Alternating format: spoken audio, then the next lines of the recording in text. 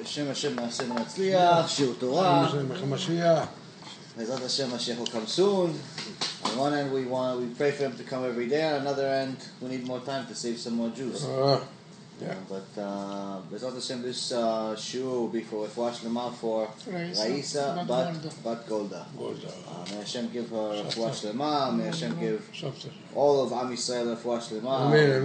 From sickness or from the terrorism or from the countless other things that we're all enduring in the exile as well as in Israel. Because there's a lot of difficulties right now, Baruch Hashem. You know, it's not an easy time, but we know that when the darkness is at its peak, we're that much closer to the light. So, Bezrat Hashem, you know, we'll see light soon.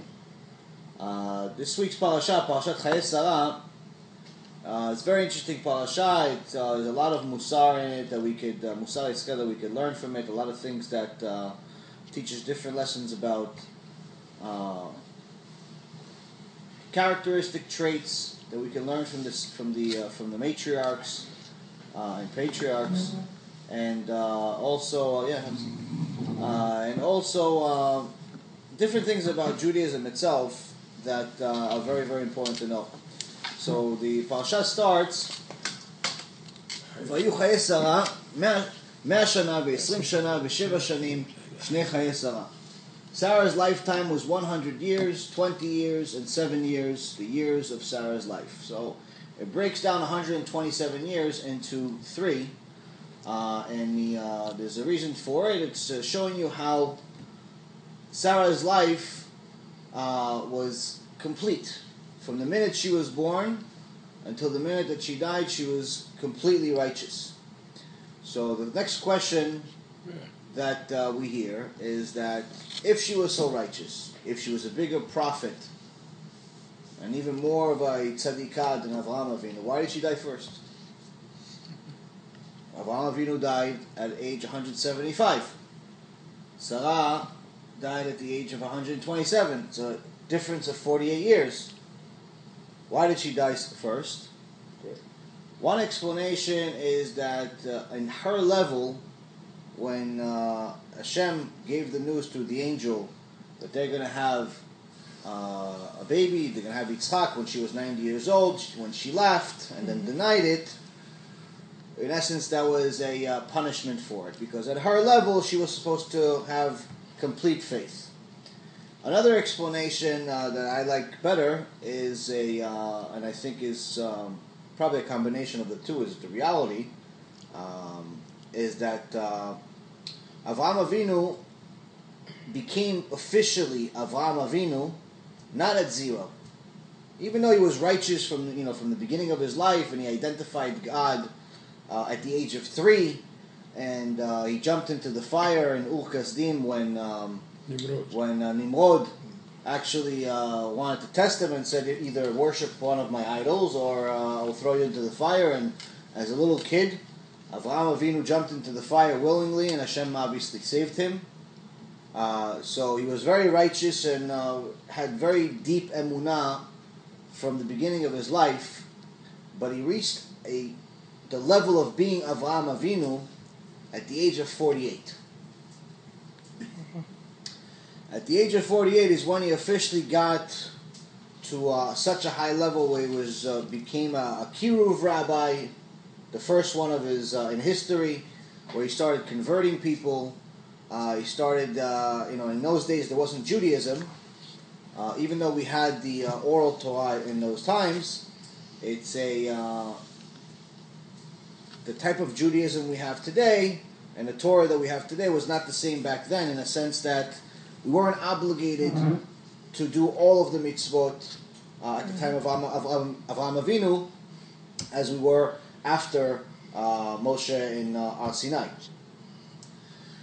So, as a matter of fact, some parts of the Torah were much, much more extensive at the time of Avraham Avinu. A lot of people think, maybe they had much less. It's not necessarily true. As I said, I think last week, in the Gemara, there is one of the tractates is called Avodah Zarah. It's called idol worship. It's about idol worship. It talks about different details of idol worship. and what's idol worship, what's not idol worship, whether it's worshiping a actual physical idol that somebody buys at a store, or it's worshiping a person. Like for example, in Christianity, when people are worshiping JC as if he is a god, that's completely idol worship. So unfortunately, we even have Jews that do idol worship, which is they worship a rabbi. They say that the rabbi is the Mashiach, or the rabbi is the only way for them to be saved. All types of nonsense that people make up, and it's 100% idol worship. So this idol worship has a lot of different details. This doesn't even scratch the surface, but the point I'm trying to make is that the tractate in the Gemara that talks about idol worship has 5 parts. In the days of Avraham Avinu, he had 4,000 parts. 4,000 parts. So if you're talking about, let's say, 5 parts are maybe 70 pages, if I remember correctly, 70, 80 pages in Avodah Zarah, so 4,000. It's just the Avodah Zarah tractate that Avraham Avinu had would be longer than the entire Shas we have multiple times. So just because they were before the Mount Sinai doesn't necessarily mean they had less. But more so, when Avraham Avinu got to a point, got to his ultimate level, and became Avraham Avinu, at the age of 48, that's when Hashem considers that he started his life. Even though, yes, he started at the age of 0 like everybody else, and he lived 48 years and so on, but the reality of it is that he started his official life according to spirituality is at the age of 48. So if you look at the age of Avraham Avinu, he died at 175. Minus 48 is 100. Same thing. 127. Same thing as Chayei. So that's another explanation. So how did Sarah actually die? You see this. Parashat starts immediately telling you that Sarah Imenu died in Kiryat Arba, which is in Hebron, in the land of Canaan, which is Israel. So, but it talks about this, it's right at the beginning of the parasha, right after we finished the whole big test of Akedat Yitzchak, which is telling us that this actually happened at the same time. What ended up happening is that when Avraham went with Yitzchak to the mountain, the Satan took advantage of it and came to Sarah. He dressed up as an old man, old poor guy, and Satan can turn into anything. And he came to her and he said, "Oh, I feel so bad for you that your husband is about to kill your son." What? What do you mean, kill my son? He goes, "Yeah, he's about to kill your son. Everybody knows. How could you not know?" So Sarah is running hysterical. She's looking around town, looking for some type of an answer, some type of response. How could this be? She reaches all the way to Hebron and finds these 3 giants and asks them, have they seen her husband? Have they seen an old man with a younger man? And these 3 giants are able to see far away, and they're also very big, so they look away and they say, yes, there's an old man, and he's on top of a younger man that's laying down like a offering, and he's tied up, and the old man has a knife in his hand. So Sarah Imenu starts hysterical crying,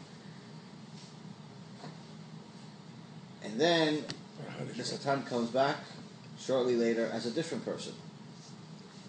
And he says to her, "No, you have nothing to worry about. I just heard that your son, that Yitzchak, is fine and he didn't kill him." So from the happiness, she got a heart attack and died. So the way he said it, the second old man came, the reason why he came as a second person is to make the story more elaborate by saying, "Oh, don't you know that this first guy is a known liar, and he's saying to himself, "Don't you know he's a liar?" So he made this whole elaborate story to make it more believable. And that's also one of the lessons we learn from this, is that every big lie in history always has a little bit of element of truth. Every big lie. And it's in order for the Gemara even says, if you ever want a lie to stand, it has to have a little bit of truth in it, because a complete lie, 100% lie, does not have a leg to stand on. So there was the truth part of it is that this technically Avraham was coming to kill his son, not because he wanted to, but because Hashem, in essence, that's what he thought Hashem wanted. But the Satan went overboard when he came to her and gave her the good news. He went overboard, and our heart couldn't handle it. Now, let's not misunderstand it. That technically, it's not that she died early. She was supposed to die at 127. She was supposed to die that day. Mm-hmm. It's just that was the tool that Hashem used to have her end her life, and that's also part. The death of a person is part of his repentance. How a person dies is part of their tshuva. It actually is a mechapel. It repents for some of the sins that we make. Some sins that we make during life, the only way that we can fix them is an actual death. So the way we die also is part of it. So, for example, in the old days, when someone would violate Shabbat, they would stone them. Okay, they would throw the person off of a 2-story building. If they didn't die, then they would throw a giant stone, a big boulder. They would roll it down the hill. And if he still didn't die, then there was already ready people with rocks to kill him. This is just for violating Shabbat. Just for violating Shabbat. I mean, technically Shabbat is the core of Judaism. But the point I'm trying to make is that the stoning was the most difficult death of all, and that was the punishment for Mechalel Shabbat. Now that we don't have the Sanhedrin, we don't have the ability to stone people. So what happens? So the Gemara says that even though that the ruling of the Sanhedrin, the judges of Judaism, is no longer around, the punishment still is. But the punishment comes from heaven. How does it come? They give you different examples. They say that someone is supposed to be stoned will get run over by an animal. So in our days, by a big animal. In our days, it's like a car accident. Someone dies in a car accident. Someone falls from a building. Someone that gets into a chas v'shalom, a plane crash of some kind.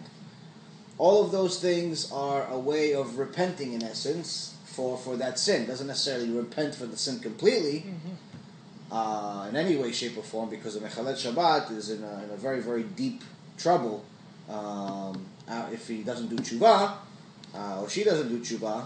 But it's really important to know that there's a din and there's a dayan. There's a judgment and then there's a judge, and everyone's going to have to pay for their sins at some point or another. And if we live our life with that in mind, we have a better chance of not making those sins. If we ignore it, if we live an illusion, like some people want us to live, no, it's okay, it's not relevant to today, it's not, it's too strict, it's too this, it's too that. People always say that things are, different today than they used to be. But the sages have already told us that there's nothing new under the sun. Yeah. Everything that we have today, we had back then. Whether it's desires for women, money, power, whatever it is. Maybe some machinery changed, but we had machinery back then. Everything is relative. And the reality of it is that the same difficulties we have today, we had back then. If anything, it was even more difficult back then. You had more of a reason to work on Shabbat back then than you do today. Why? Because there was a lot more poverty back then. If you didn't work on Shabbat, it could have meant the difference between having food or not having food. In today's world, no one is not going to have food if they don't work on Shabbat. It's just that they're not going to have more money. But food, most people eat in the world. No one's not going to miss a meal because they don't work on Shabbat. So the key is that the more we know about the consequences of our actions and what the Torah says about them, the easier it is for us to live our life in according to that. If we deny those rules, or we say, different silly things like it's not relevant, or it's it's too much, or something like that, then it gets us to a point where we start living a lie, and that lie gets bigger and bigger, and eventually we get used to our life being this way, and then changing becomes nearly impossible. So you can say, listen, I know this is the truth, but I'm not ready to do it yet. But don't deny that it's the truth. Okay, listen, I know that Shabbat you need to keep. You can't drive on Shabbat. I know you can't watch TV. You can't use the phone. You can't use all these electricity things. You can't do all of these things. But I'm not ready yet. I just started doing tshuva a month ago. I started doing tefillin. I started doing eating a little bit more kosher. I started, I left my non-Jewish partner. Okay, but I'm not ready to keep Shabbat yet. Okay, that's better. It's not good, but it's better than someone says, listen, I don't think I need to keep Shabbat. Because when I get to Shamayim, I'll figure it out. That's just silly. Amen. So now, Sarah Imenu passes away, and we also, there's one thing I actually learned the last couple of days about the difference also between the Jews and non-Jews in regards to death. How we treat our dead is very, very different. First of all, when we're talking about any of the sages, when we're talking about any of the patriarchs in the Torah, they're always mentioning Chayei. They're always mentioning the lifetime of a person, not the death of a person. Because the Gemara says that a righteous person is alive even past this life. He's alive forever. Whereas a wicked person is dead even in this life. Mm-hmm. So a righteous person, he's really living a full life. Not just this life, but he's living an eternal life. It's the real life. The soul lives an eternal life. So a righteous person will live this eternal life. A wicked person, Hashem already considers him dead already in this world. So, because this world is just a corridor in comparison to the eternal world. So now, when someone dies in Judaism, the way we treat the dead is very unique. We wrap the body. We don't have these big caskets like the non-Jews have. It's very humble, and the person gets wrapped, and they do we have a shiva, and we have to it's a very respectful process. It's not we don't leave the coffin open for people to see the body or anything like that. We consider all of those things as desecration of the body.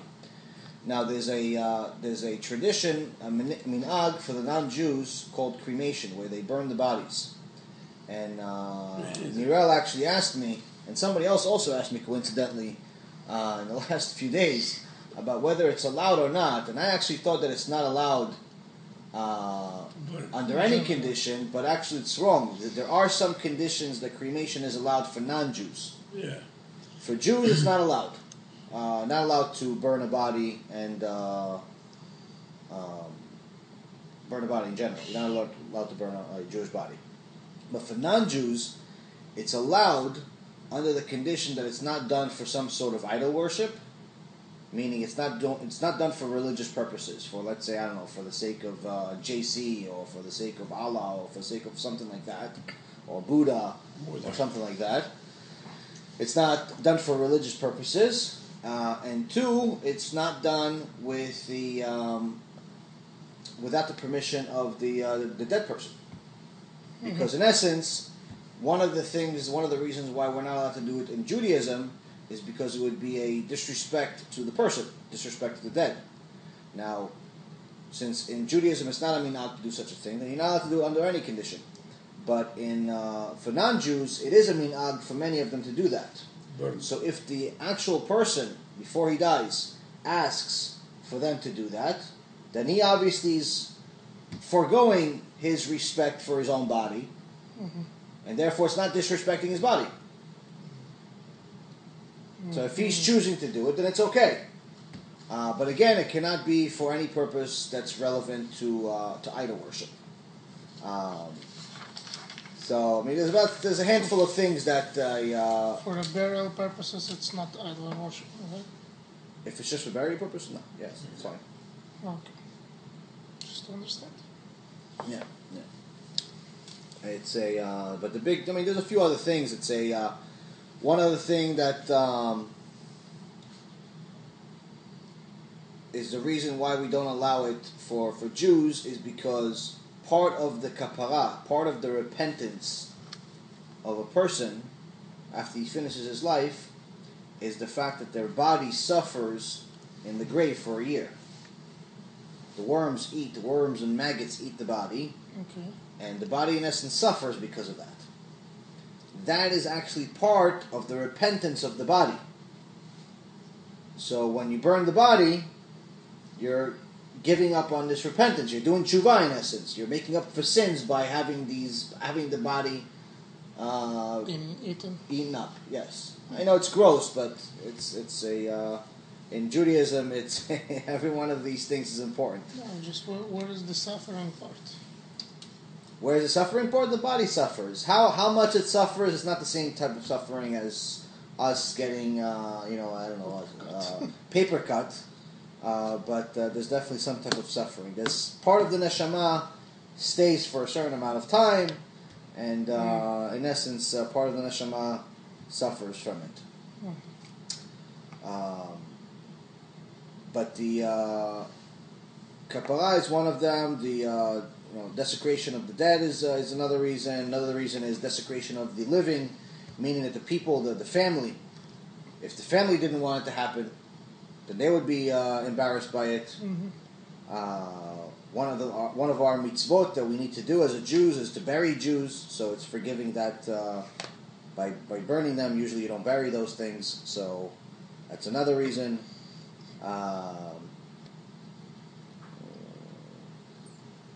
Fear that somebody would enjoy the dust somehow for some type of idol worship. And last but not least, I'm glad I looked at it. Last but not least is that Jews are obligated to believe in the resurrection of the dead. It's one of the 13 principles of faith. There's a resurrection of the dead that's going to happen after the Mashiach comes, where all of the righteous will be brought back to life. This has already happened before multiple times. It happened in Mount Sinai because Am Yisrael, when they heard Hashem speak the first 2 commandments, his voice was so significant and so beyond their ability to hear it that they all died twice, and he brought them back to life. Another time happened for the tribe of Ephraim was brought back to life. This is actually also in the Tanakh. There's a story about it, how he brought back it's called the story of the dry bones. He brought them back to life. There was hundreds of them. I think it was 800 or maybe more even. There was many of them. He brought them back to life. Hashem brought them back to life. So anyone that says, hey, how could you bring back people? They died. How could you bring it back to life? It's actually kind of silly, because when you think about it, you all come from what? From a seed. Yeah. From a tiny little seed that joins an egg and somehow turns into this perfect human being that works, that has functions, that hears and sees and smells and thinks and has their own voice and has their own look, and has their own wisdom. And that's, by the way, those are 3 things that the Gemara says. 3 things are different about all humans. They all have a different voice, they all have a different look, and they all have different wisdom. Even though sometimes you'll see similar looks, they're not going to be identical.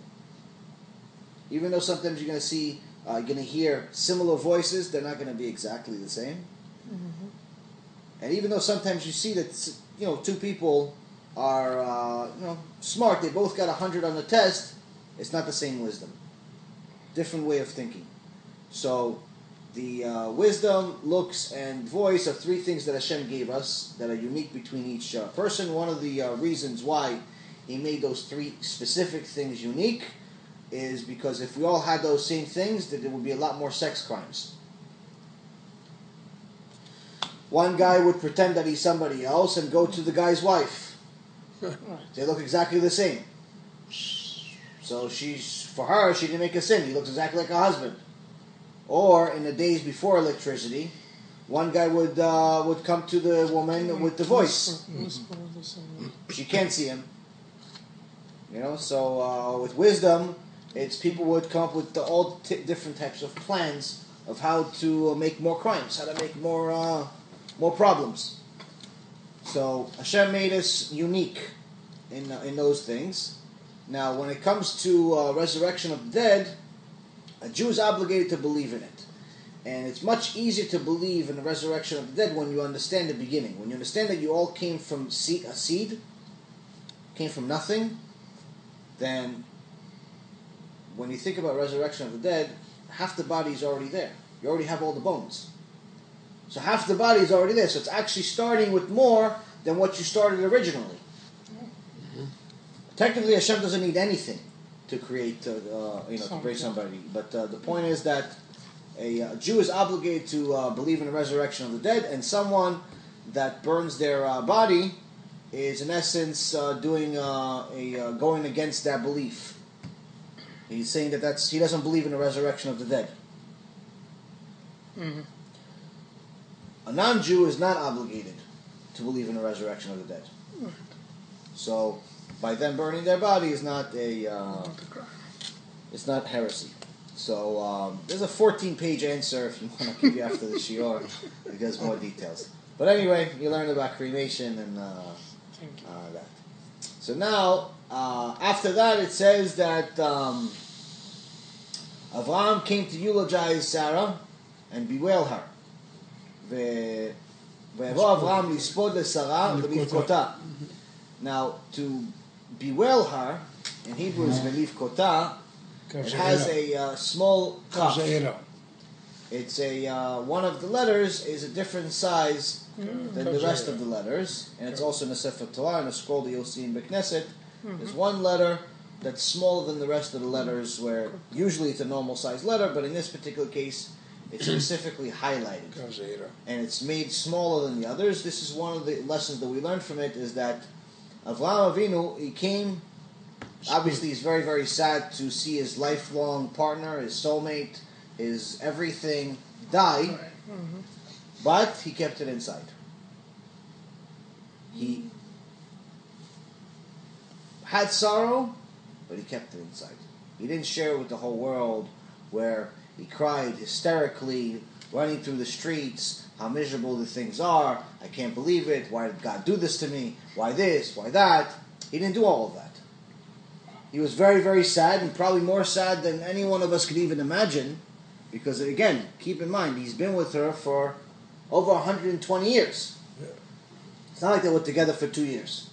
They waited until he was 100 and she was 90 for a kid. Finally, they have the kid. He goes through all of these tests, and she dies. I mean, it's a very very, very difficult test. And now he has to keep it inside. And the reason why is because he's trying to teach us here that when someone goes through difficulties, it's not about keeping it inside and not sharing it with anyone. Of course, you share it with your wife, you share it with someone that you're very close to. Fine. Of course, people need to get some stuff out of their heart. Share it with the rabbi, if you're close to a rabbi. Share it with somebody that cares about the situation. But sharing your problems with the world is completely a no-no. If you're going through difficulty, walking around with a sad face or an angry face is not a solution. It just makes things much, much worse. Why? Because your face will attract that same type of energy. There's a Rabbi Israel from Salant. about 150 years ago, he started the Musar movement. And one day he sees a regular Jew, and he sees this Jew walking around with one of these miserable faces. Yes. And he stops him and he says to him, "Listen, why do I have to suffer because you made sins?"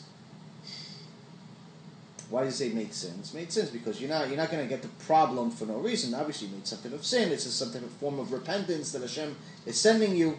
Hashem gives you a problem for one of two reasons: either because as a repentance for something you've done, either this life or the past life, or to raise you higher, to test you so you overcome the test and become better for it. So Rabbi Yisrael from Salan says to him, "Why do I have to suffer because you're going through a problem?" And he says, "Well, what do you mean? Well, how are you suffering?" He goes, "Why do I have to look at your face? And the rest of the world has to look at your face, and you're always angry. And everyone's scared to be around you because you're about to explode. And everyone's worried all the time. Why do we have to look at this? Okay, you're dealing with a problem. Deal with your problem. We don't have to suffer because you have a problem." And there's a lot of truth in that. In reality, when you walk around with a miserable face, it causes everybody around you to become miserable. Sure. If you come into the house upset, The the entire mood becomes upset. The kids start crying. The wife all of a sudden has has had a tough day that she wants to tell you about. It's just everything starts connecting to that negative mood, and everything drops down severely and gets worse and worse. And unless there's one that started it changes it, Then it won't stop ever. When you go to work, I remember when I would come into the office, I used to have this mindset that if I was serious all the time and always under pressure and always pretty much trying to conquer the world day after day, that eventually people would catch up. And I was always angry that people didn't catch up, and I was always upset that we didn't get enough done, even though we were doing fine. And I would come into the office, and at times I would come into the office angry, and it's already 8 o'clock in the morning. There's nothing to be angry about. Nothing happened. I'm already angry about who's late 5 minutes, who may be late, who was late, who's not working hard. Yeah. All of these different things. And sometimes it was true, sometimes I'd make it up in my head. Mm-hmm. Either way, it wasn't a good way to run a business because you change the environment of the place. And it's unenjoyable. People don't want to work in a place like that. People don't want to be in a place like that. So whether it's your house or your business or even just walking around in the street, you have to make sure that you look, the face that you have outside, that's the face you're going to receive. You have a sad face, you have an angry face, that's the way people are going to look at you. You have a happy face, you have a smiley face, people are going to smile at you. You smile and the world smiles right back at you. And Rabbi Yisrael from Salant that started the Musar movement, is one of the people that improvised on this whole lesson that we learned from over 4,000 years ago from Avraham Avinu, almost 4,000 years ago from Avraham Avinu, where he kept the sorrow inside. And immediately after that verse it says, "Vayakam Avraham me'al pnei meto, vaydaber al pnei chet le'emor." And it says, the very next verse it says, Avraham rose up from the presence of his dead and spoke to the children of Heth, saying, "I am an alien and a resident among you." Why does it say Avraham woke up? Okay, so I understand. Okay, Avraham eulogized Sarah and bewailed her. Why does it mention he rose up? Avraham is teaching you something very, very important. If you're going through a difficult time, I understand it's difficult. Everybody has their own level of difficulties. But Avraham Avinu is telling you it's time to move on. Keep moving. Keep moving. If you're going to have a long face, you're going to be miserable and tell everybody about your problems and think that somehow is going to fix your problems, you're mistaken. It's not going to fix anything. It's just going to create more problems. Telling people about your problems is not going to fix them. Mm-hmm. As a matter of fact, it's just going to make more problems because those people are not going to want to be next to you. At times of help, there are very, very few, if any, people to count on. At times of need. I can tell you this from my own personal experience, and I can tell you this from countless of other experiences that I've heard about. No one has ever come to me and told me throughout all the years of meeting all of these, whether it's business people, religious, non-religious, no one's ever come to me and told me, listen, you know what? When I had a tough time, everybody came to help me. It doesn't happen. Very, very rare to have any help. When you do, it's very few. You know, you get a few people, 1, 2, 3 people that help at most, and it's usually somebody very, very close to you, like family. It's not the people that you expect, like your best friend, or your the guy that was your business partner, or any of those people. The people that you helped in the past, don't count on them helping you. It's not necessarily that they're doing it intentionally. It's just human nature. People are not necessarily attracted to to difficulty. They figure that if you're in a difficulty, them helping you in a difficulty may get them into a difficulty, and it becomes a snowball effect. So people generally run away from difficulty. People want to connect to fun and party and illusion and all that type of stuff. So now, Avraham Avinu is telling you that at a time of difficulty, yes, you could be sad, but there's a certain amount of sadness you're allowed to have. And then you have to move on. Avraham rose up, and where did he go? He went to go purchase a grave for Sarah. Now, he wanted to buy her something very special. He didn't want to buy her just any grave. Avraham was very rich. He wasn't short on money or anything, but he wanted to buy her for something very, very special. And he knew of a cave of Machpelah, the Marat Machpelah. He knew about it for years already. How did he know about it? One day he went to actually in the last week's Parashat when he had the guests. The angels came as guests. They went to the cave. Now he had to go get 3 cows for them. One of the cows ran away. Ran away, so he chased the cow, and the cow went into this cave. When he went into the cave, he smelled this amazing smell of Gan Eden. So he looked into the cave, and he saw that the graves of Adam and Eve were in there. Adam and Chava were in there. So from that moment on, he started praying over there. And Avraham, according to Masechet Brachot in the Gemara, Avraham Avinu made the Tfilat Shachrit. He wrote the Tfilat Shachrit. The morning prayer that we have in Judaism, Avraham Avinu wrote it, and the original part of it. Yitzchak did Mincha, which we actually see in this parasha, and Yaakov did Avit. So he discovered this cave. He saw that this is something special, but this guy Ephron didn't know that it was special. He owned it. He didn't know there was anything in it. A few other people in town knew there's something special about this cave, and they would want to bury other people there. But according to the Midrash in Me'am Loez, it says that every time somebody came to bury the dead in the cave of Machpelah, a big ball of fire would come out and scare everybody away. So now, Avraham is looking to buy this cave. He comes to the town. He talks to the Hittites, and he says, "I'm looking for ground." And they say, "No, listen, you are a prince of God. We have respect for you. Anything you want, we'll sell you. We'll give you. Because if you really want to do me kindness, then connect me with this Ephron that's going to sell me this cave of Machpelah. I'm willing to pay full price for it." Now, the minute that he said Ephron's name and he's interested in talking about Ephron, Avraham was such a big time guy. They're considering the Prince of God. He's rich. He's the Prince of God. He's won wars. He's famous. As soon as he mentioned Ephron's name, they made Ephron into some type of a leader, one of their leaders. And Ephron comes to Avraham and he tells him, "Oh, take whatever you want. It's it's free.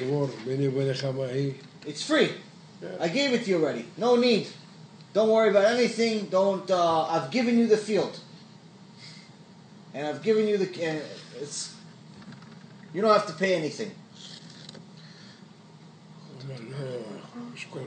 But then he says something special that shows that he's a con artist. He's saying, "I've given it to you in the view of the children of my people. I have given it to you." What does it mean?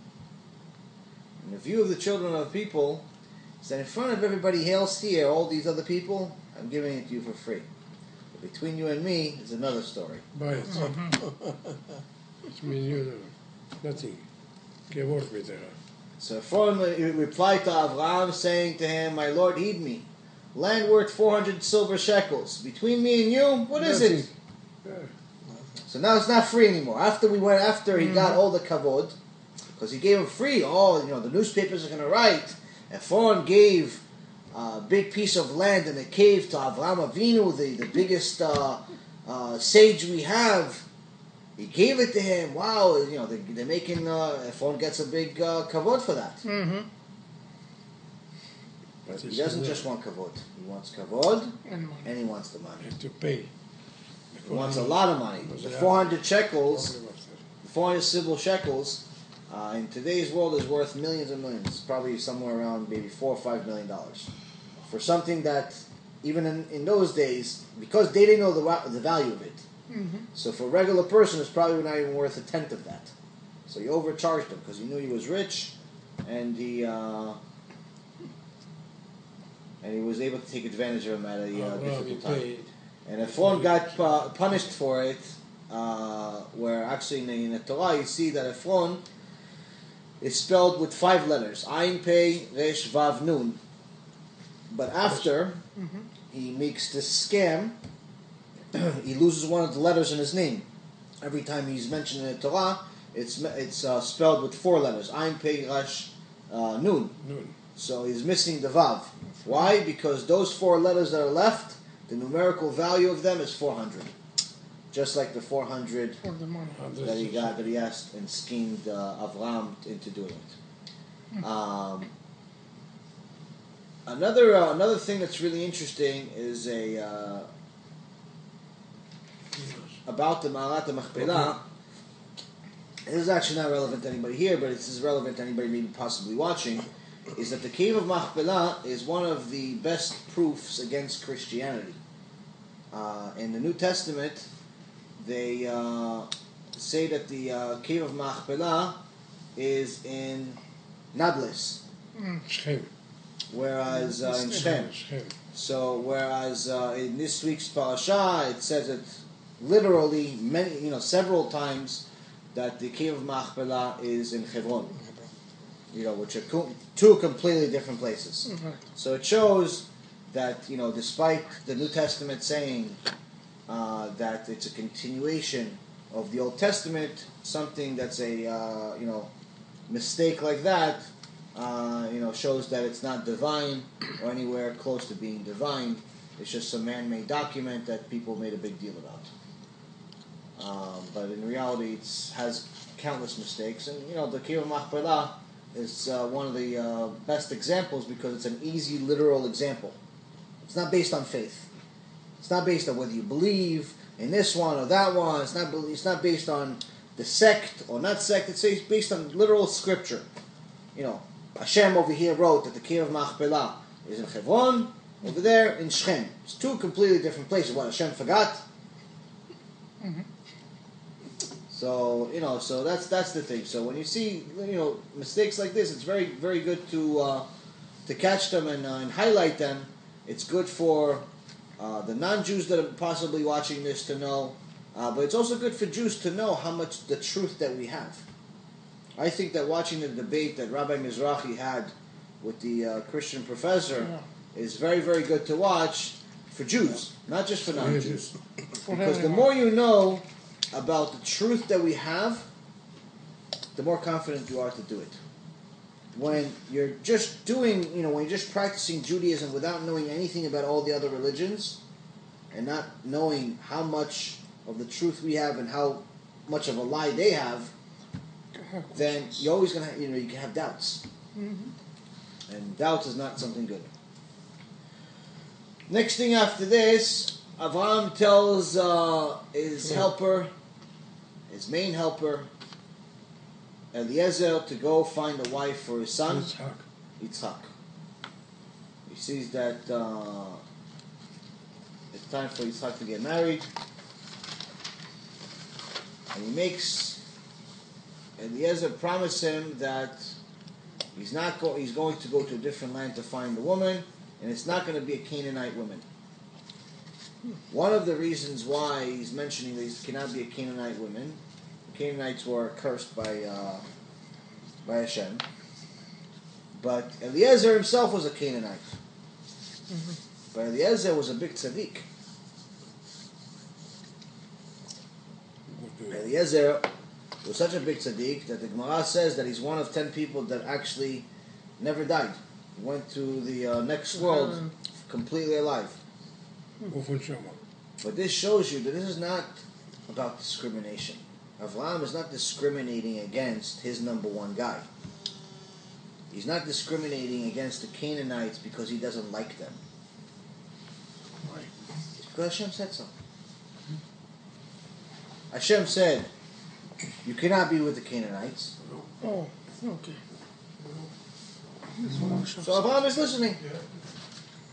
It's not that we discriminate against non-Jews. Chas v'shalom.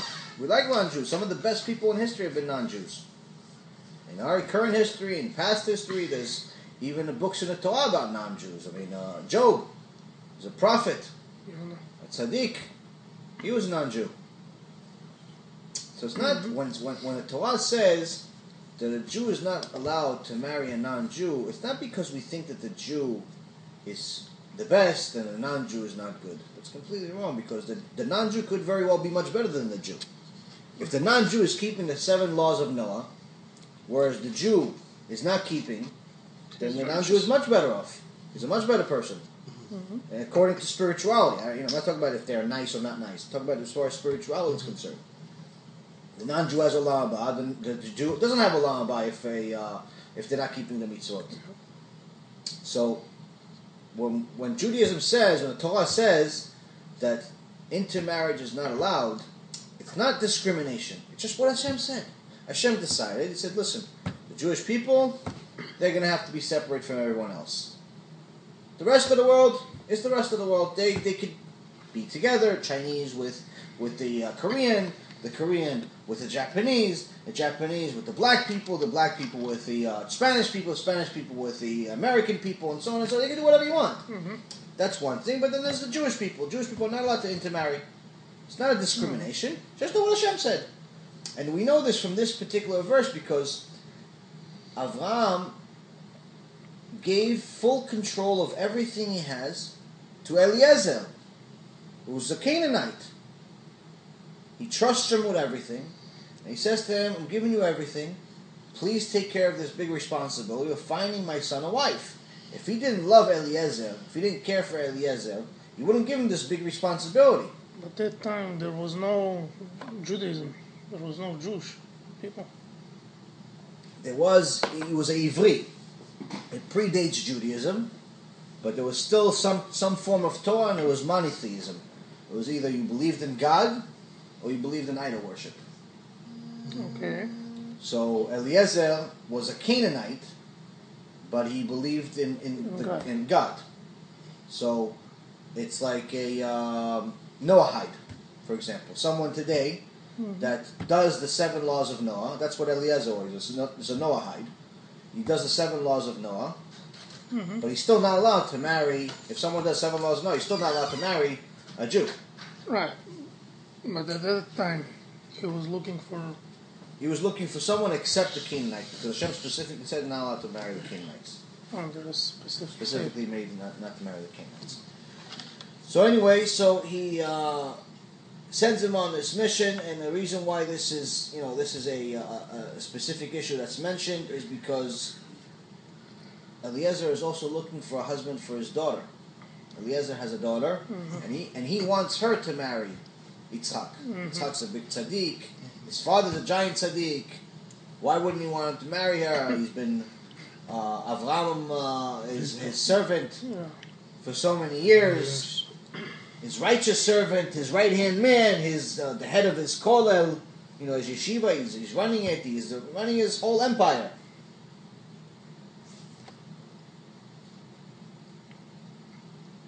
And he can't. One of the reasons that the Canaanites was specified as a nation that we weren't allowed, that Avraham was not allowed to marry into, we weren't allowed to, it's going to surprise you. Most people think it's because of the idol worship. It wasn't because of the idol worship. Because like you see, the Eliezer wasn't an idol worshiper. The reason why the Canaanites were not allowed is because they had the Canaanites had a lack of moral characteristics. The women were not modest. The women were not modest, and they had bad ethics.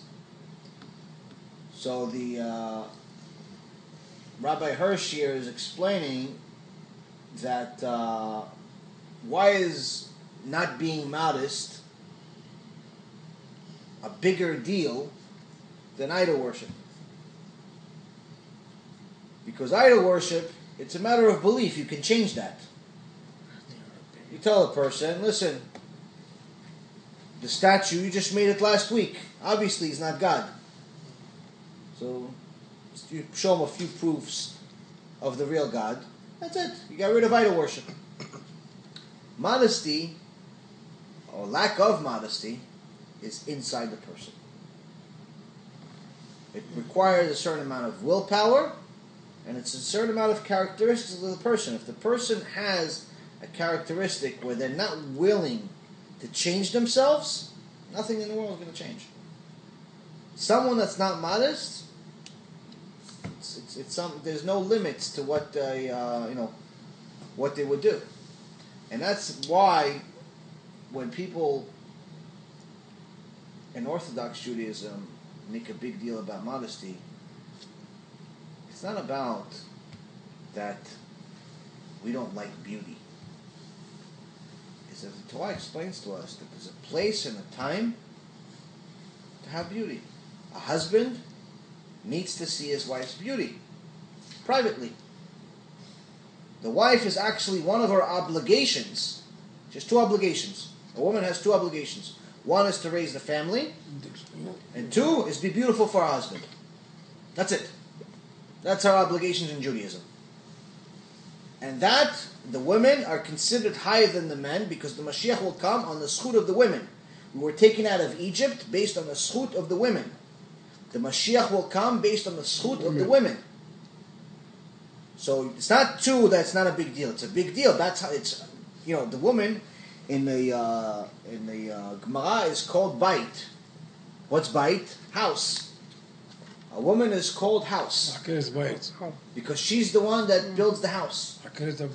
She is the most important part of the house. So when you have an immodest woman, a woman that does not have modesty, then you have yourself a defective bite. You have yourself a problem inside the house. So when her nature is like the Canaanites, and she has no interest in being modest, it's not something that even makes sense to her, you have a problem. But it's just because she doesn't understand, like many people in our generation. That's the way they grew up. They don't mind being modest, but they see that all of their friends are walking around half naked.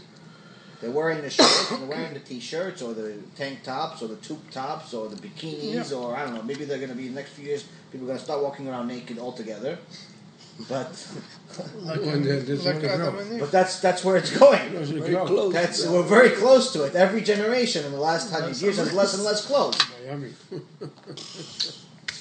Every generation is less and less clothes. I think eventually we're just not going to have. We're not going to have any clothes. So, and people don't know that this is a big deal. Obviously, some people realize it's a big deal, but in reality, there are many, many young girls that have no clue, no concept whatsoever of how severe their clothing is. Little girls are being given, they're 10, 12 years old, 13 years old. Their clothes, they don't shop for their clothes. Their parents buy their clothes. And they're foolish parents. Why do they buy them? They buy, let me buy them a tank top. Let me buy her a shorts. 12-year-old girl puts makeup on. She looks like she's 20 years old. Oh, it's so cute. It's not cute. She's not supposed to look like she's 20 years old. She's 12. But that's the thing. People think that we're all supposed to look like celebrities and we're ready for prime time. And that's one. That's a big problem in our generation. So here, Avraham Avinu is telling you that it's not necessarily about the idol worship. The idol worship and the belief, we can change that with the right amount of teaching. You could change that, but it's the characteristics in the of the people. And if there's a lack of modesty and a lack of willpower to change that, you can't fix it. So now Eliezer goes on this mission, and it's he's very determined to find it, and he asks for a blessing from Hashem to give him a sign. Now, technically in Judaism, you're not allowed to look for signs. You're not allowed to say, listen, Hashem, if you get me this job, I'll keep Shabbat. Or if Black Cat doesn't pass me today, then I'm going to buy this car. Or if if it rains today, then I'm going to buy this stock. You're not allowed to do those things. That's idol worship. You're not allowed to do it. Okay? So how is Eliezer doing this? How is Eliezer asking for a sign from Hashem?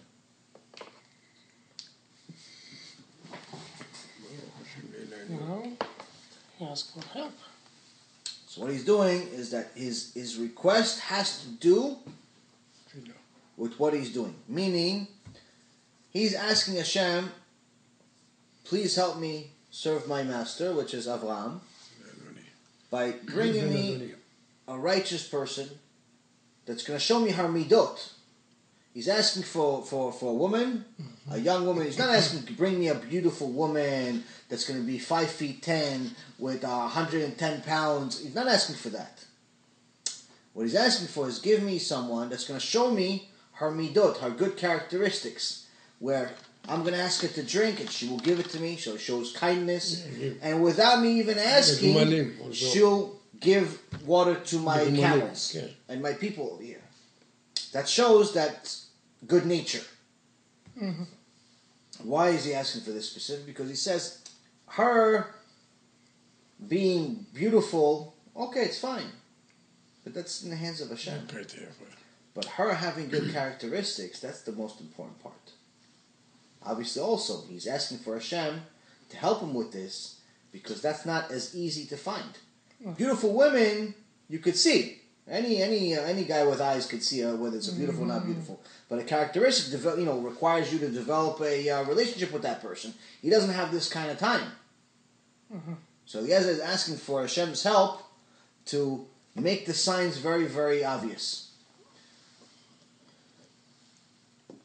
So now Eliezer goes into the well, and Rebecca was coming out immediately as he was finishing this request, this meditation, that is prayer, that he was praying to Hashem for this help. As he's finishing, Hashem sends Rivka.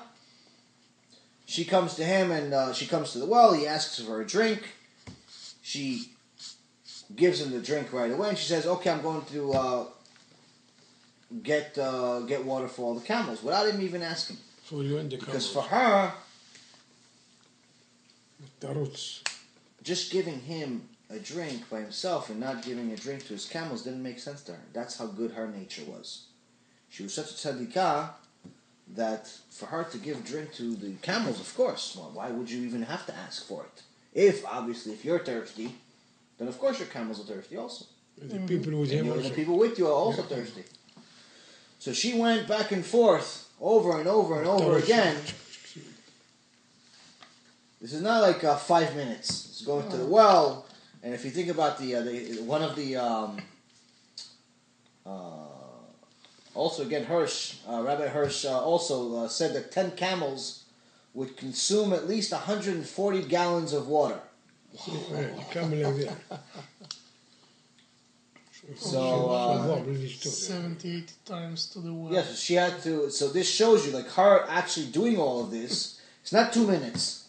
She had to constantly go back and forth. It shows how good her character was. Because listen, if she was just, sometimes people tell you, listen, you need anything, call me. Anything you need, I'm here. One day, hey, how are you? I need your help. No, I have something to do. I got something to do today. I'm busy. Well, what are you doing? I'm actually going snowboarding. I'm in crisis right now. I need your help. Yeah, move. Hey. Anytime you need the help, they tell you, call me. The one time you call them, they're not available. They're not. That's right. Everybody, that's just reality. People, they say, no, whatever you need, it's on me. I'm telling you, I had some people I did business with. I mean, literally millions of dollars in business. Made them a lot of money. Helped whatever I could help. One time I asked for help. I'm really busy right now. Doing this is really going to take my focus off. Focus off? What are you talking about? This is a penny in comparison to what we did before. No, all of a sudden, that's the nature of people. That's the nature of people. I'm not saying that all people are bad. I'm just saying that not all people are helpful. And you see the genuine character of a person. You see who's really there for you at times of need. Mm-hmm. If someone was fake, at a time of need, you're going to see it. Right. Rivka, if she was fake, right now you would see it. If she really didn't mean it, she said, listen, I'll give it to you and your camels, but she really didn't mean it. Then she would give him a jug. She'd give the camels a jug. Yalla, I'm out of here. I'm going home. Leave me alone already with you and your camels. I'm going to have to go back and forth for 3 hours giving everybody a drink. She have 3 years old.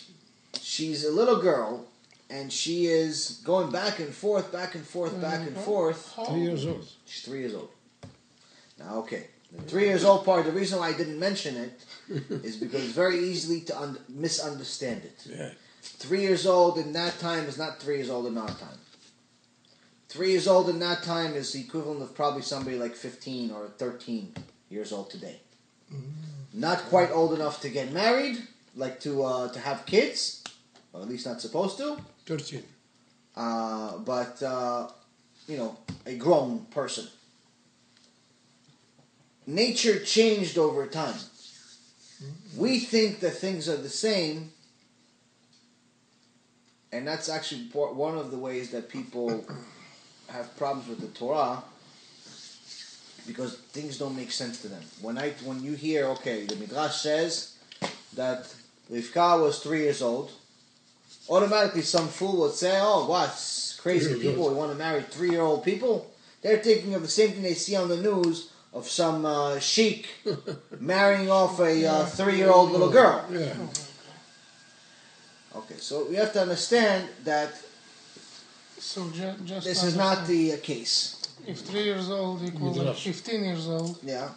So Avraham Avinu 100.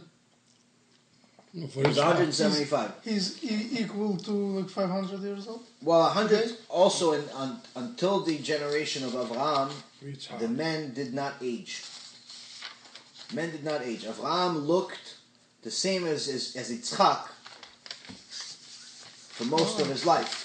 He after the Akedah, after the Akedat Yitzchak, one of the things that Avraham asked for Hashem is to not give him any more tests, but also to make him age, because it's not fair that he walks around in the street with Yitzchak and people can't tell the difference between them because they looked exactly alike. No, but they have the same face. Same color. So Avraham didn't age. So Hashem responded by saying, okay, I'll do as you spoke, and you're going to be the first one to have a white beard. and Avraham had a white beard. Was the first one to have a white beard. Mm-hmm. But the face of Yitzchak, and the face of Avraham was exactly the same. And you would say that this contradicts what I said before, which is that there's three things that Hashem made different about people. One of them being the face. So how could it be that Avraham and Yitzchak is the same face? No, same face. No, same exact face. Wow. Same exact face. The reason why is because when Sarah was taken by Avimelech, it was before Yitzchak came to the world. Mm-hmm. Shortly after they left Avimelech, Sarah became pregnant. So people were saying, when Yitzchak was born, maybe Avimelech was really the father. Mm-hmm. So Hashem did not wanted to make sure that no one is making fun of the sages, of the important people of Avraham and Sarah. So he made Yitzchak so identical to him that you can't say it's not his. So he made a miracle where they literally look exactly the same. So much so that when Yitzchak, at 37 years old, would walk around in the market, people will come up to him and want to pay him money or borrow money from him, thinking he's his father. Mm-hmm. So now, as far as the age is concerned, the times change drastically. As far as human beings change drastically, one of the examples is for vision. Like right now, if you look down the street, if you have perfect vision, 20/20 vision, maybe you can see 50 yards, 75 yards, 100 yards. You could identify a person if they're just standing there. If they're walking around. Some people have a funny walk. You could identify them from 5 miles away, but a regular person, you can't see their face unless they're, maybe, a block, 2 blocks away. In the old days, and according to the Gemara, you were able to see 18 miles. Oh. That's far. 15 miles, something like it's 15 miles. Far. So it's far. They say it in the Gemara where it talks about the what's the deen for a person of whether he's supposed to give maaser off of his sheep if he has big land and he has 5 sheep on one side of the land and 5 sheep on the other side of the land. Does he have to give maaser, combine those 5 and 5 and give 10% right there and then? One sheep. Or once one side gets to 10 and the other side gets to 10, then you take 10% from each. So they said, well, if he could see both sides from where he is, then it's considered as if they're all together. So the next question is, well, how far can he see? And they say, I think it's like 19 mil or 18 mil, which is the equivalent of like 15 miles or 14 miles. So someone can see in those days, this is just 2,000 years ago. It's not, Avraham Avinu is almost 3,700 years ago. Mm-hmm. It's a long time ago. So this is only 2,000 years ago, which was a deterioration from Avraham. And they were able to see 15 miles. But see like see, they can identify the person 15 miles. So human nature changed drastically. You also have examples of how old men, if there was a fire one time and an old man carried 2 young men in his arms and started running, sprinting. You don't have old men that can carry themselves in today's age. So things change. Human nature changed. We became weaker. We became less than what we were. I mean, it's beauty is very different. Sarah Imenu, her beauty, according to the Gemara, makes everyone else look like monkeys. Literally, like monkeys next to her. Not like monkeys, like, okay, there's one, we're talking about the most beautiful people in the world today. You combine all their beauty, they all look like monkeys next to Sarah. Not talking about like regular people like us. Talking about the most beautiful people look like monkeys next to Sarah. So, human nature changed drastically over time. And we're less than what our forefathers were. So now, also, this particular verse, and again, it's not necessarily relevant to what we're talking about, but it's relevant to what we said before about proofs against the New Testament. There's one of the things about the New Testament where there's a proof against it here, is that until this day, the Christians say that the word alma means betula. The word alma means virgin. Alma. And it doesn't. The word alma means young lady. So in this parasha, it says the word betula, and it also says the word alma. So if they were both the same, in verse 24:16, it says the maiden was fair to look upon, a virgin who no man had known. So it literally talks about the betula. So and then the other one, it says as far as a alma, it says vaya alma yotzet lishov. This is in a 24:43. So if the word alma and betula were the same, then you wouldn't use two different words. So this is in the same parasha. So they can't say no. One is in this book, one is in another book. This is in the same parasha, talking about the same exact person, talking about the same exact paragraph. It's not like it's a. So it's again, anyone that's looking for answers, the Torah makes it very, very simple. All it requires is a little bit of effort. So next thing is that Eliezer comes. He finds Rivka. Rivka is showing great manners, great characteristics. He asks her, who is your father? And he finds out that she comes from the family of Avraham, from his brother's family.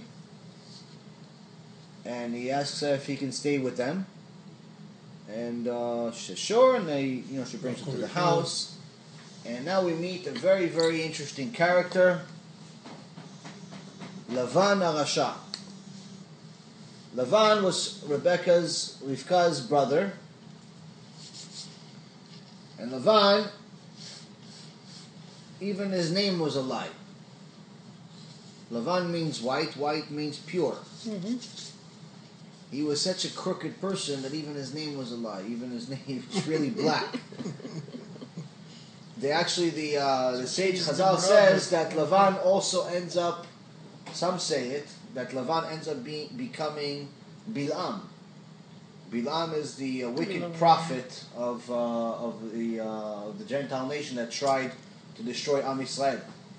Some sages say that Lavan becomes Bilam later on in life. So anyway, Lavan has a different plan. He sees this Eliezer. Eliezer has 10 camels full of diamonds and gold and all types of goodies. And he has these servants. And Lavan sees, this is a way for me to make some money.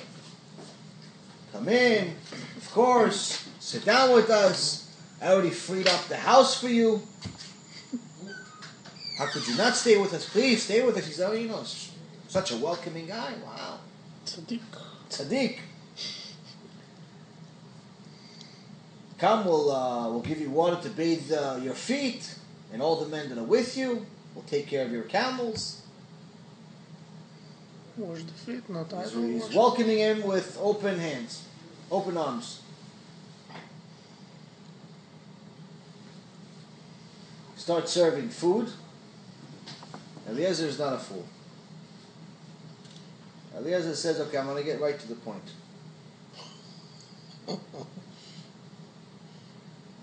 A servant of Avraham I am. Hashem has greatly blessed my master, and he prospered. He has given him flocks, cattle, silver and gold, servants and maidservants, camels and donkeys. Sarah, my master's wife, bore my master a son after she had grown old, and he gave him all that he possesses. And my master had me take on an oath, saying, do not take a wife for my son from the daughters of the Canaanites, in whose land I dwell, unless you go to my father's house and to my family and take wife for my son. So he tells him, listen, I'm not going to eat until I have spoken. I can't mingle. I'm not here for fun. I'm here on a mission. It's okay. Speak. What do you want to say? He says, okay. I come from as a servant of Avraham. I'm here. He's very, very rich. He's very, very powerful. He's very important. He's from your family also. He's connected to you. Hashem obviously has led me to you. Because Avraham specifically asked me to find somebody from his family, but I didn't know where you lived. It's not like they have GPS in those days. It's not like I saw them on Facebook. Right. And obviously Avraham made me come to you, and you have a perfect daughter for his son.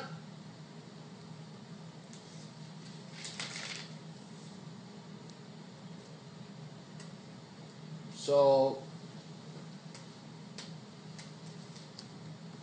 Lavan and his father Betuel was also a Rasha Merusha. Mm-hmm. And the mother was also a Rashait. So then the next question you ask is, how could it be that Rivka is such a tzadikah, with such good manners? No, that's it.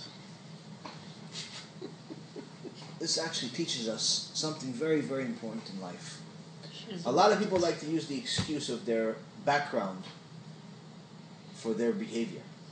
Oh, I didn't grow up with a father, I didn't grow up with a mother, my father was arrested, my mother was a prostitute, my parents didn't keep, I didn't know that it's a all these different things, and they make up excuses for their whole life. I understand, don't get me wrong, I'm not discounting anybody's difficulty in life, chas v'shalom. People have difficulties. Some people grow up without parents. Some people grow up with parents that you wish they weren't your parents. Some people grow up with friends that you wish you didn't have them as friends because they're worse than enemies. I understand. But we can't use that card forever. Okay, someone grew up with a difficult past. Learn from Avraham Avinu. Move on. You can't keep talking about and living your life in a miserable way and making every excuse under the sun to do things that are wrong because 30 years ago something bad happened. Because you didn't grow up with a father does not necessarily mean that it's okay for you to rob stores. Because your mom was not exactly a good woman does not mean that it's okay for you to beat up your wife. It's the opposite. If anything, you should have learned from that. Not to do it. Because we weren't brought up in a Jewish household does not mean that it's okay for us not to be religious.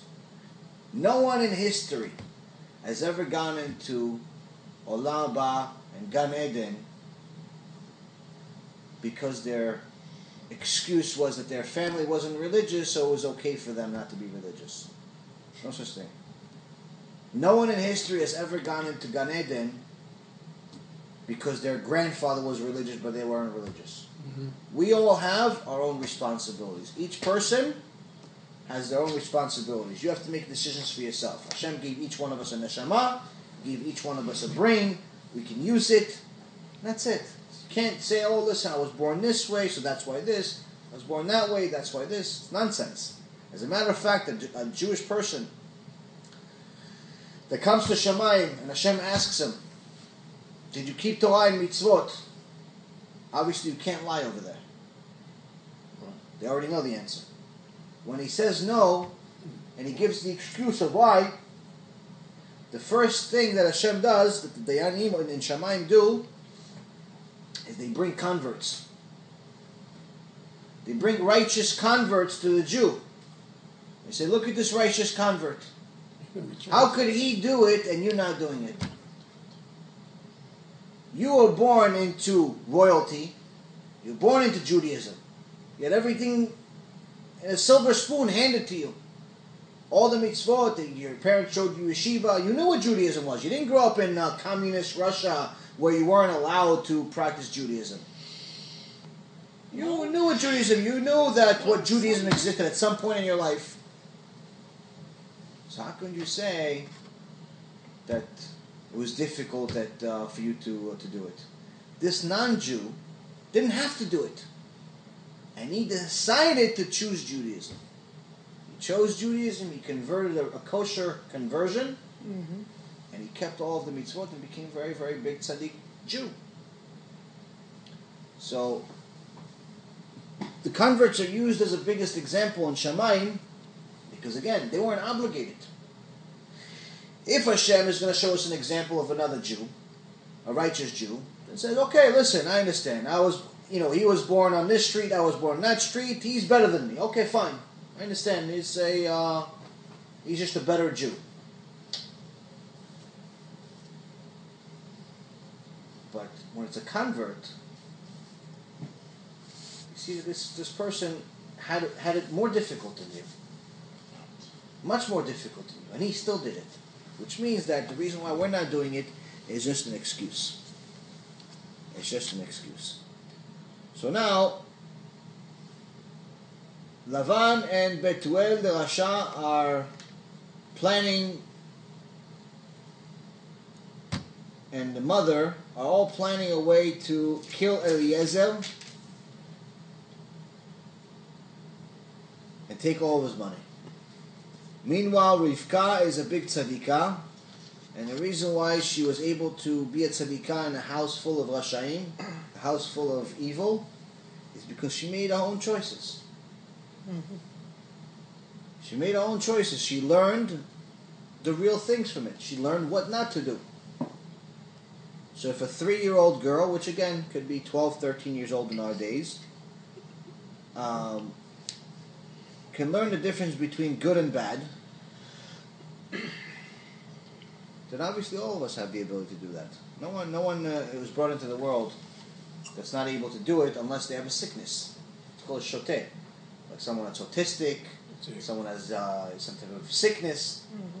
Okay, but they don't have the obligations of Judaism. They're not obligated. Somebody that's autistic or has some type of illness that does not make them have the ability to tell the difference between right and wrong, Cannot be obligated. they're not obligated to do all of the mitzvot. Mm-hmm. But Baruch Hashem, we're obligated and we're also okay. So the key here is that Rivka decided that it's the best way to do the right thing is to not do what her parents are doing. And now she is watching her brother and her father plan the murder of this guest. All the while, she also finds out that this guest wants to bring her salvation, which is to get her out of there. Mm-hmm. So this is not exactly a easy situation. Hashem helps. She's not. She can't overpower her parents. If she screams out, "Listen, there's poison in your food," they're probably going to kill her too. So Hashem never gives us a test that we can't pass. So Hashem sends help, and the poison that they put in Eliezer's plate, he sent an angel to move the plate and give it to Betuel. Betuel eats it, and he dies.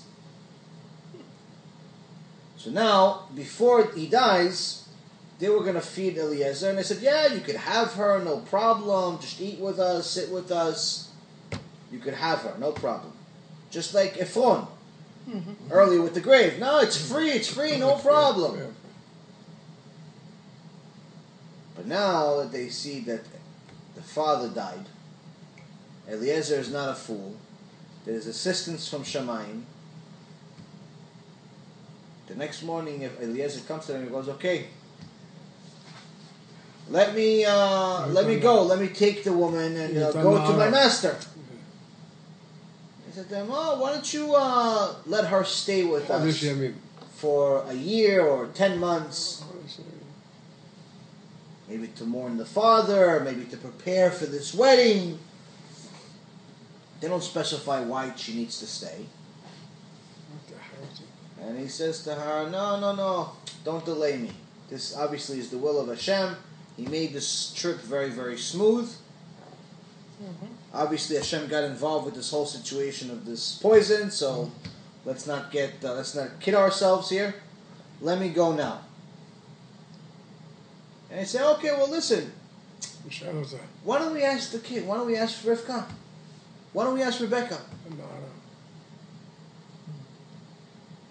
What happened to yesterday? You said, no, take her, she's yours, go, give her to your master. All of a sudden we have to ask her? A few things. Number one, this is because they really never planned on giving it to the girl.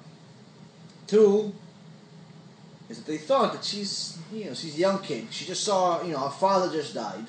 They were hoping that, she's not going to leave them. Three, we need to learn a lesson from this.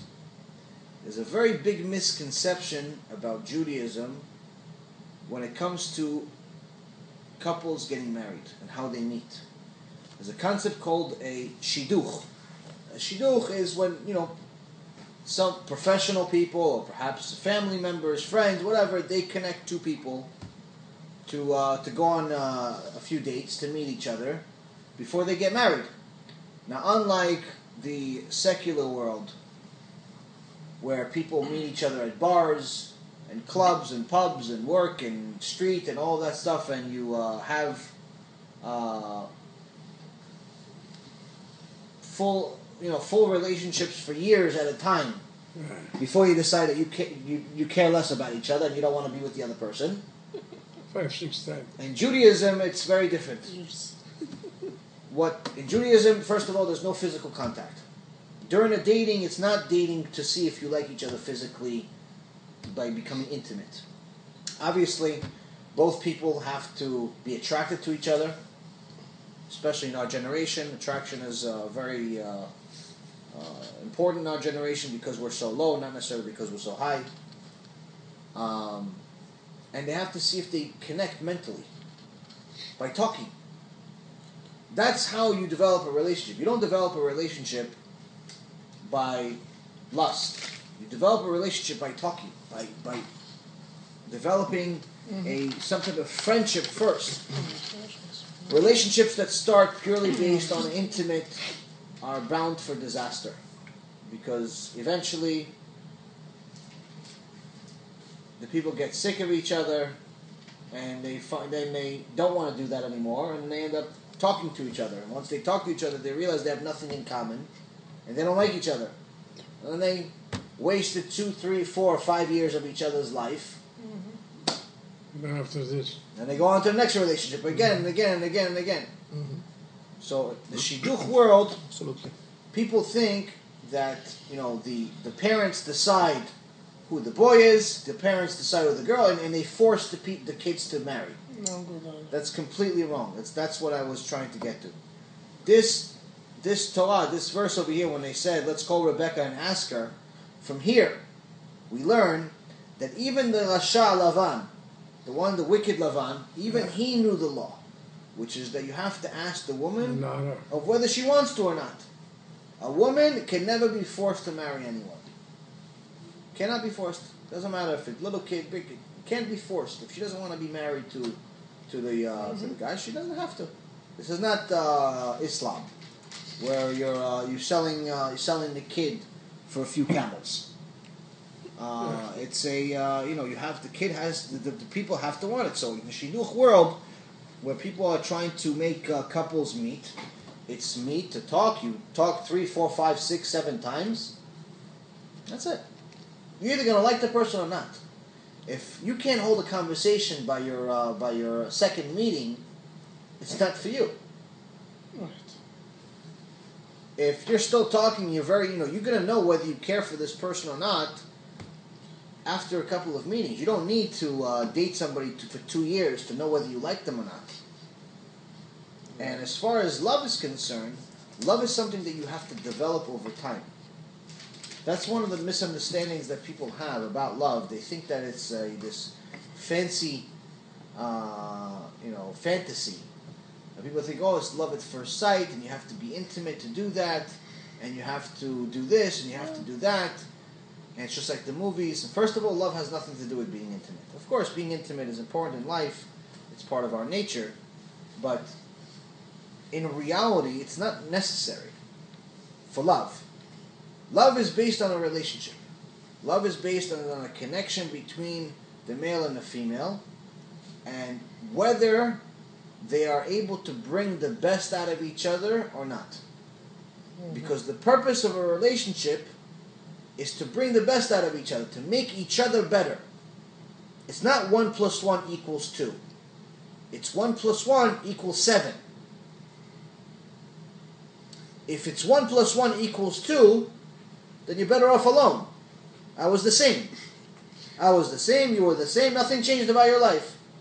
I was Steve. She was Sarah. I stayed Steve. She stayed Sarah. Nothing got better about me. My character is still flawed. I'm still cheap. I'm still wicked. I'm still Mechalel Shabbat. She still walks around like like she has nobody in her life. Like she's single. She still does this. She still curses. She still does. Nothing changed.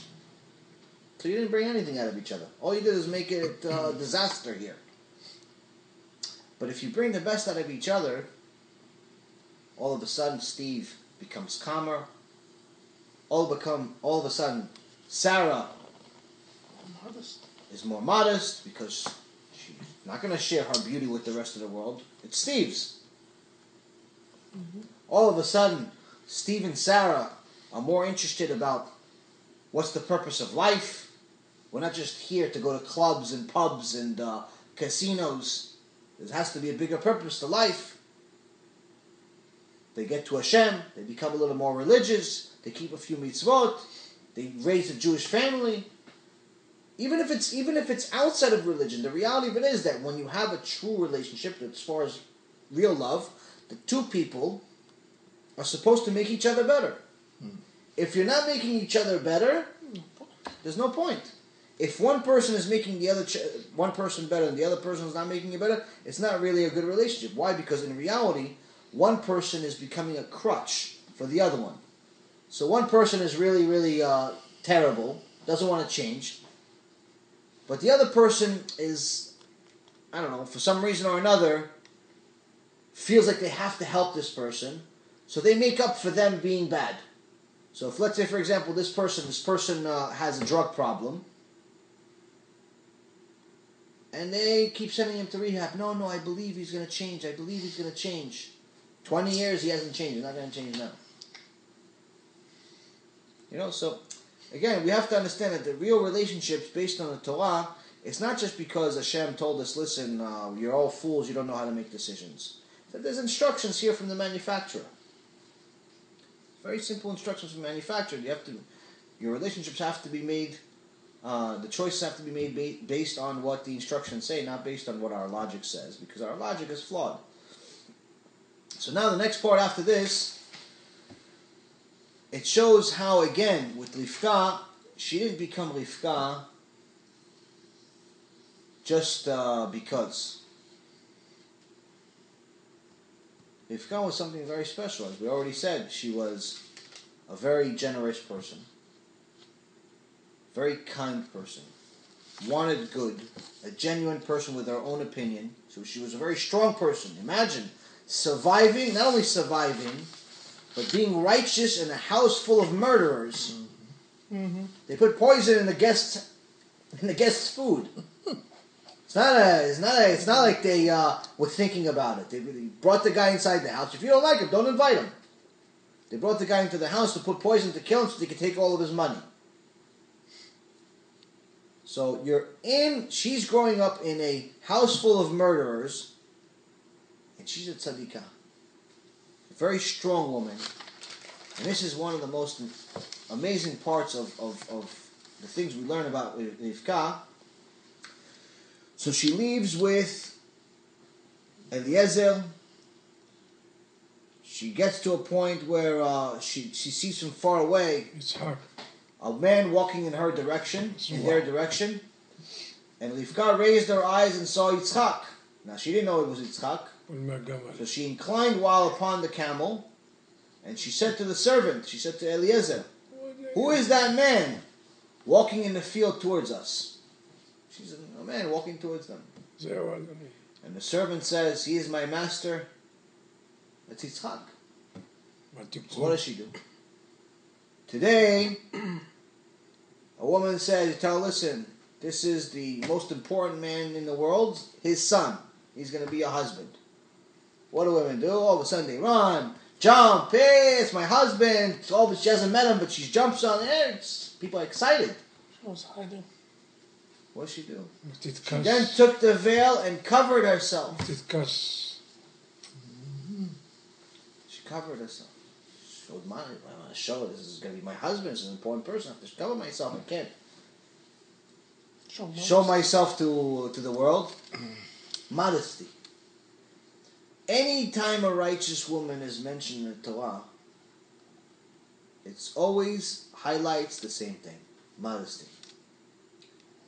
Very rarely do you ever hear about anything else about women in the Torah. First of all, women in general are not mentioned that much in the Torah.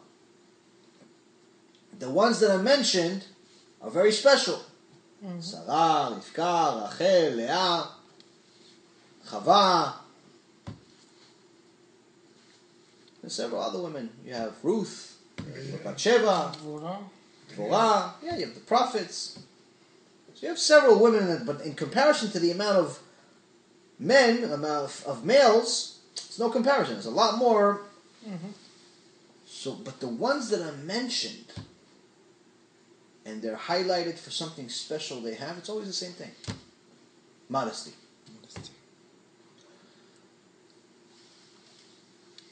He's not saying, listen, Sarah was the smartest woman of all time. No, doesn't say it. Sarah was the woman that was the, most generous of all time. She gave a lot of tzedakah. No, it doesn't say that. She gave a lot of tzedakah. She's a big host. No, talks about modesty. Constantly talks about modesty. Why? Because Hashem is telling you that a woman has two missions. She has the mission of being beautiful for her husband, and she has the mission of building a home. Without modesty, neither one of those things can be done the right way. If a woman is not modest, it's not possible to raise a kosher home. Why? Because a daughter that grows up is going to do exactly what her mom does. Eventually, I know the daughter is going to make her own opinion and her own decisions, but in reality, the daughter is going to do exactly what the mother does. If the mom is wearing skirts that are tight, like skin, and short, then the daughter is going to think that this is okay. And she will do the same thing. Even tighter and shorter. And maybe even get tighter and shorter, exactly like Nirel says. If the daughter sees that the mom is wearing something modest, where it's not tight clothes, the sleeves are covering the elbows,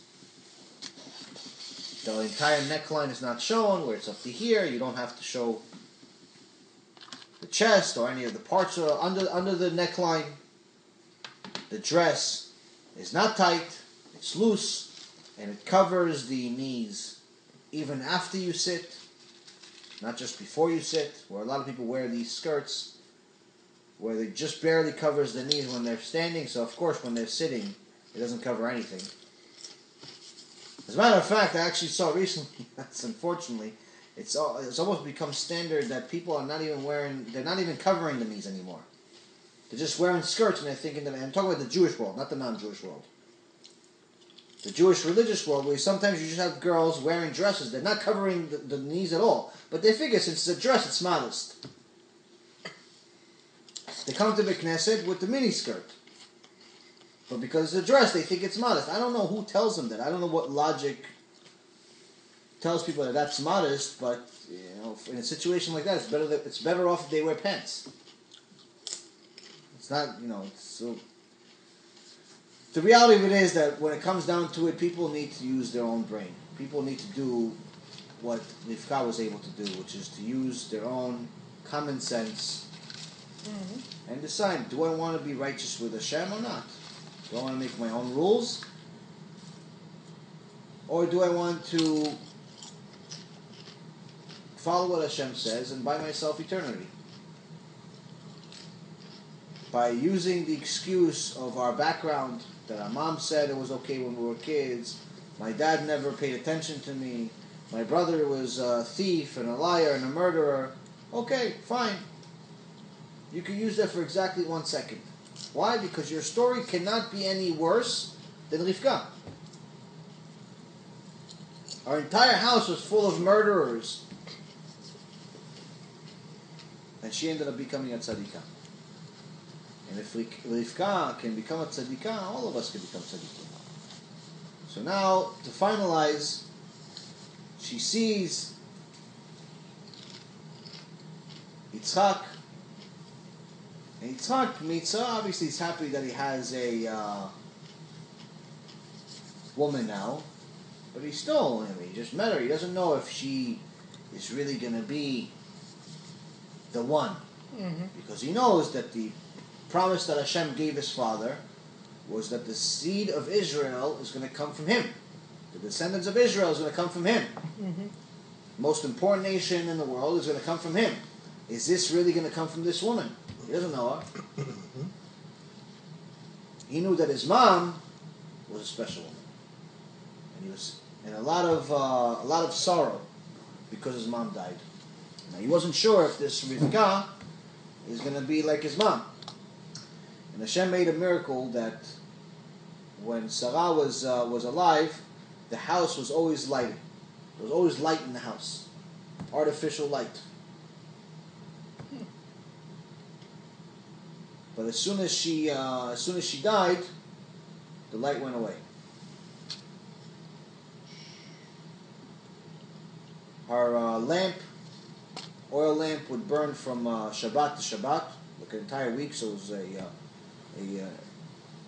unusual amount, a miraculous amount of time that it would last. The dough for her bread was would also last from Shabbat to Shabbat, and there was also a special cloud that was over her tent. When she died, it went away. So to make sure that Yitzchak knows that Rivka is the one, as soon as Rivka walks into, he brought her into Sarah's tent. Mm-hmm. As soon as she came in, all of those things came back. Wow. So he knew this is the one, and that's why it says, after, it says, and Yitzchak brought her into the tent of Sarah's mother. So after he brought her into the tent, he married Sarah, she became his wife, and he loved her. And thus was Yitzchak consoled after his mother. The love of his wife and knowledge that she's the one that he's going to continue the descendants of Abraham into Am Yisrael, that gave him comfort. That was the only thing that gave him comfort. And again, like we said, it's not, the love was not based on them being intimate with each other, that her walking around with mini skirts, money, or any of the artificial things that we look for today. It was based on having a mission with a common ground, common beliefs, and an understanding that our purpose in life is to make each other better. It's not to one person to benefit while the other person suffers. It's also not for both people to suffer. Mm-hmm. You have unfortunately a lot of relationships today where people are miserable, but they figure, listen, we're not really happy. But maybe if we have a kid, maybe we'll be happy if we have a kid.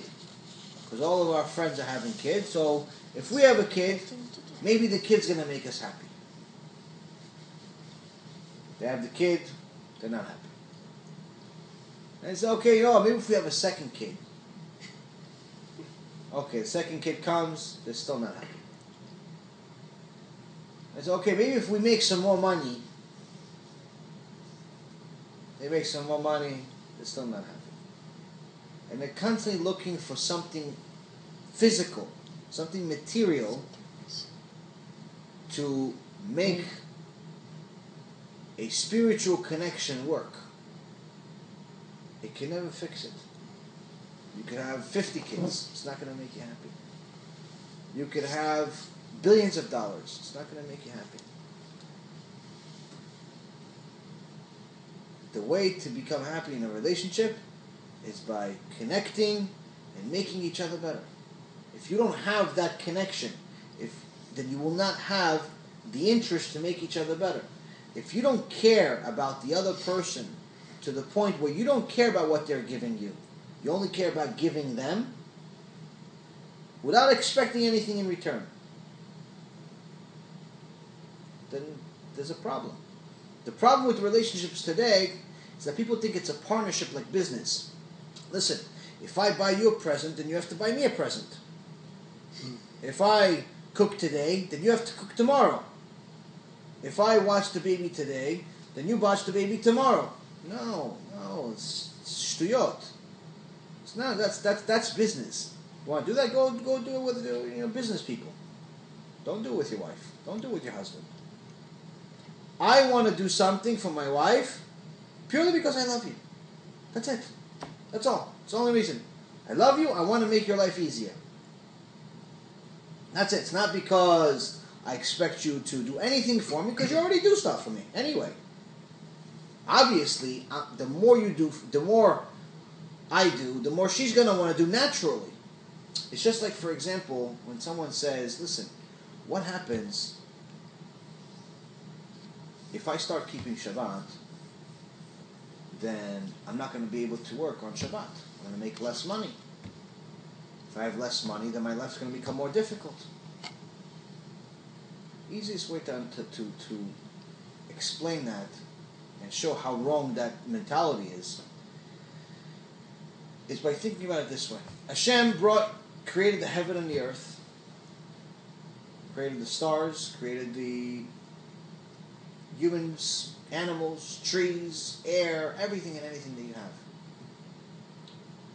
And he said, I created all of it in 6 days, and I rested on the seventh, not in essence rested, but rested as far as stopped creating. I even created Adam, the first human being, on the 6th day. I didn't create him on the first day, or the second day, or the third day, or the fourth day, or the fifth day, or the 6th day, or the 5th day. I created him on the 6th day. Now there's multiple reasons according to the Gemara why he created him on the 6th day. One of the primary reasons why he created him on the 6th day was because the first mitzvah that he would be able to do is keep Shabbat. To do nothing. First mitzvah. Before anything else, keep Shabbat. So Hashem created all of that. And then you're saying, if I keep Shabbat, Hashem's going to punish me? How does that work? Not be done. Obviously.